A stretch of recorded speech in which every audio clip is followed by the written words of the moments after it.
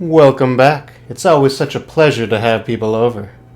Although that is not always the case, as in our first story for the evening, The Guests.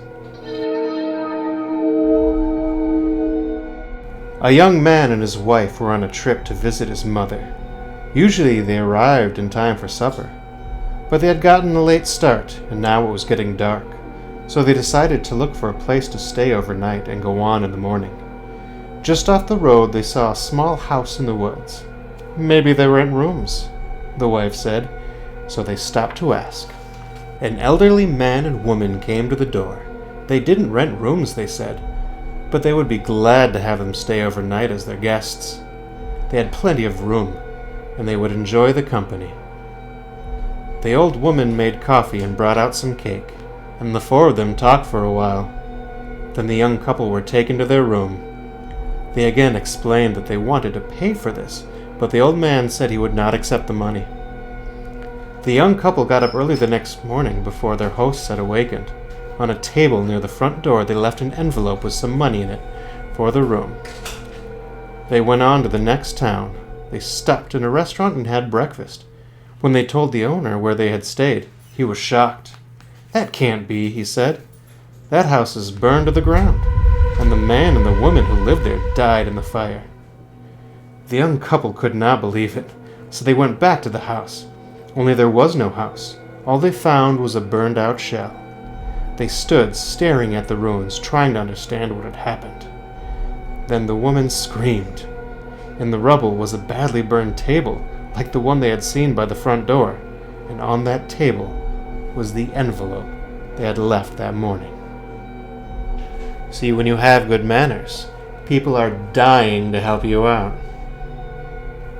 I was lucky my mother taught me manners at a very young age, although I didn't always approve of some of the babysitters she left me with.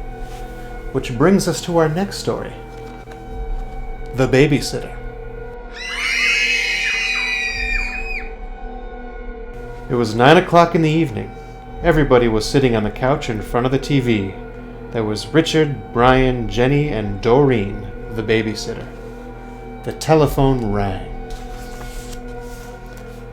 "Maybe it's your mother," said Doreen. She picked up the phone. Before she could say a word, a man laughed hysterically and hung up. "Who was it?" asked Richard. "Some nut," said Doreen.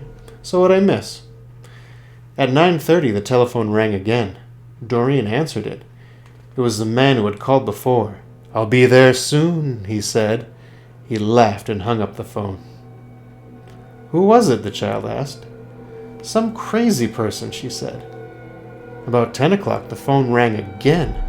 Jenny got to it first. "Hello," she said. It was the same man. "One more hour," he said, and he laughed and hung up. He said, "1 more hour. What did he mean?" asked Jenny. "Don't worry," said Doreen. "It's somebody fooling around." "I'm scared," said Jenny. About 10:30 the telephone rang once more. When Doreen picked it up, the man said, "Pretty soon now," and he laughed. "Why are you doing this?" Doreen screamed, and he hung up. "Was it that guy again?" asked Brian. "Yes," said Doreen. "I'm going to call the operator and complain." The operator told her to call back if it happened again, and she would try to trace the call. At 11 o'clock the telephone rang again.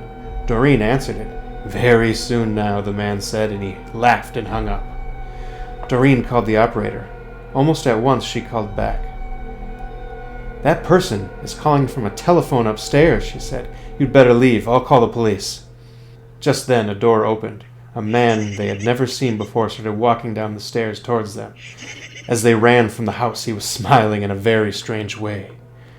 A few minutes later the police found him and arrested him. See, it's never a problem to ask for help, no matter what situation you're in. Just like in the case of the ghost with the bloody fingers.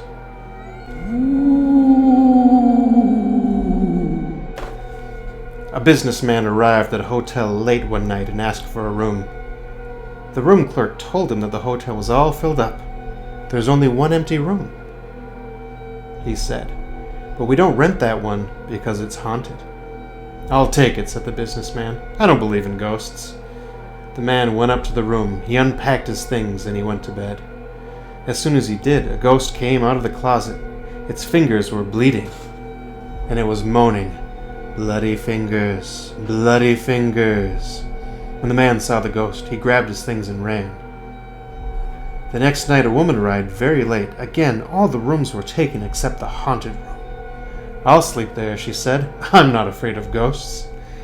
As soon as she got into bed, the ghost came out of the closet. Its fingers were still bleeding.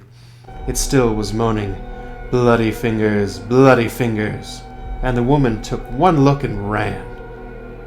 A week later, another guest arrived, very late. He also took the haunted room. After he unpacked, he got out his guitar and began to play. Soon the ghost appeared. As before, its fingers were bleeding, and it was moaning, "Bloody fingers, bloody fingers." The man paid no attention. He kept strumming his guitar. But the ghost kept moaning, and its fingers kept bleeding. Finally, the guitar player looked up and said, "Cool it, man. Go get yourself a Band-Aid." What can I say? Accidents happen. Always good to have emergency supplies on hand. Just like in our next story, A New Horse.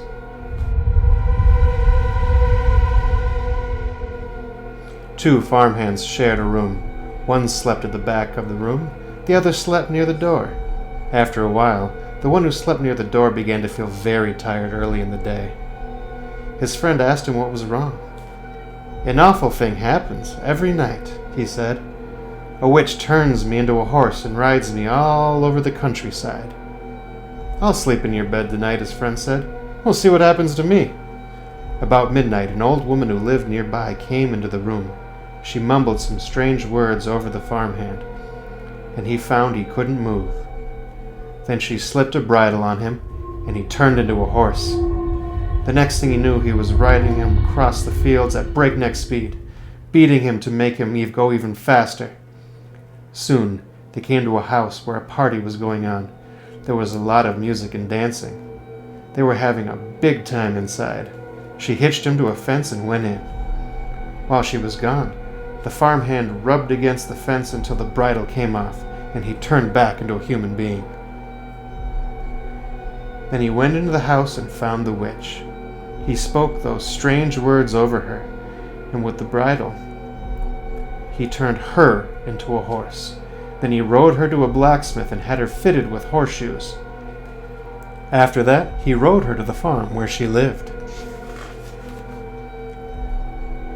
"I have a pretty good filly here," he told her husband, "but I need a stronger horse. Would you like to trade?" The old man looked her over and said he would do it. So they picked out another horse, and the farmhand rode away. Her husband led his new horse into the barn. He took off the bridle, went to hang it up, but when he came back, the new horse was gone. Instead, there stood his wife, with horseshoes nailed to her hands and feet. And with that, this old horse needs to make his own way to bed. Have a pleasant evening. Until next time.